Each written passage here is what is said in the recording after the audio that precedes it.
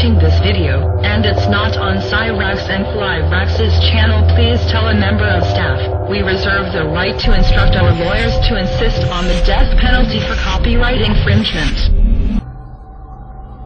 The next step after the Vril flying saucers was the Honeyboo series of craft. By 1939 the SS had produced the RFC-5, which it called the Honeyboo 1. In August 1939, the machine made its maiden flight, and proved its viability. The early Honeyboo 1 craft, of which 2 prototypes were constructed, were 25 meters in diameter, had a crew of 8, and could achieve the incredible initial velocity of 4,800 kilometers, but at low altitude. Further enhancement enabled the machine to reach 17,000 kilometers. Flight endurance was 18 hours. To resist the incredible temperatures of these velocities, a special armor called Victolan was pioneered, specifically for both the Honeyboo and Vril series of disc craft.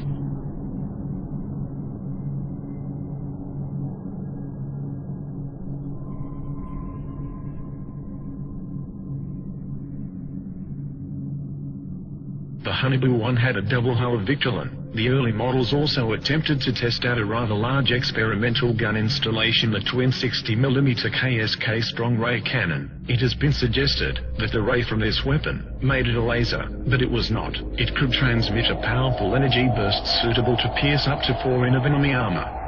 When a Vril 7 was shot down by the Russians in 1945, a similar underbelly-mounted KSK gun was destroyed, with debris recovered from the battle site.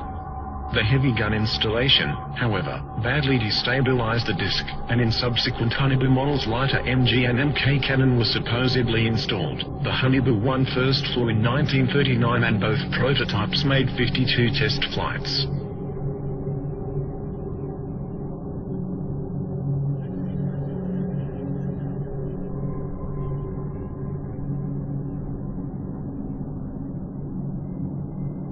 In 1942, the enlarged Honeyboo 2, which was 26 meters diameter, was ready for flight testing. This disc had a crew of 9, and could also achieve supersonic flight of 6,000 to 21,000 kilometers with a flight endurance of 55 hours. Both it and the further developed 32-meter diameter Honeyboo 2 had heat shielding of 2 hulls of Victolan. The craft were constructed and tested between 1943 to 44.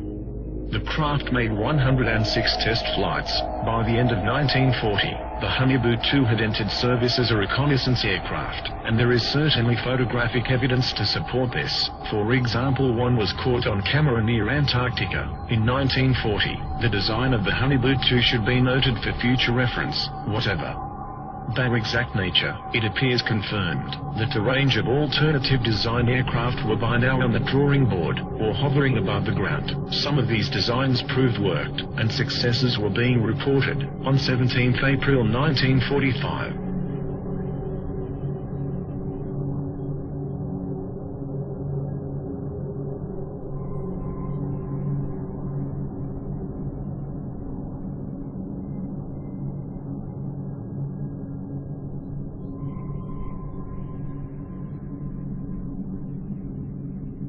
by 1944, the perfected war model, the Honeyboo 3, was tested. 2 prototypes were built. These massive machines, several stories tall, were crewed by 20 men. They were also capable of hypersonic speed beyond 21,000 kilometers. The SS had intended further plans for a 120-meter diameter Honeyboo 4 were in the works, but no such craft is known to have been constructed before the end of the war.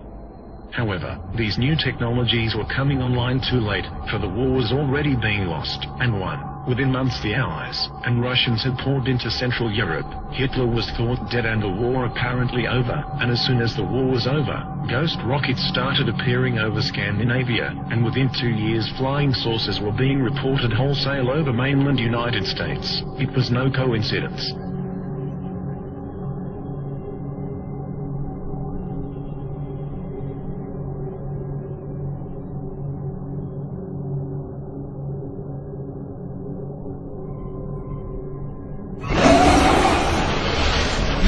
Templos.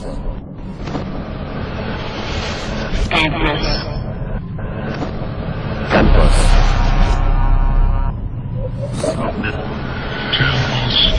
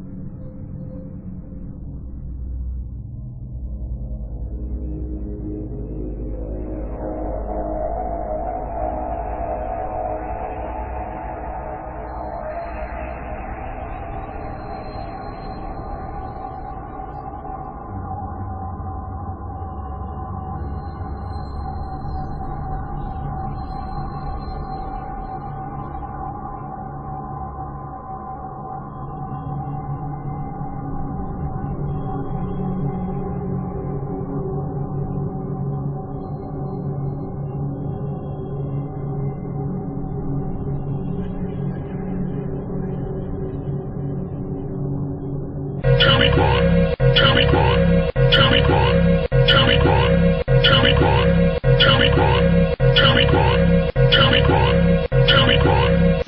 The elders. The new believers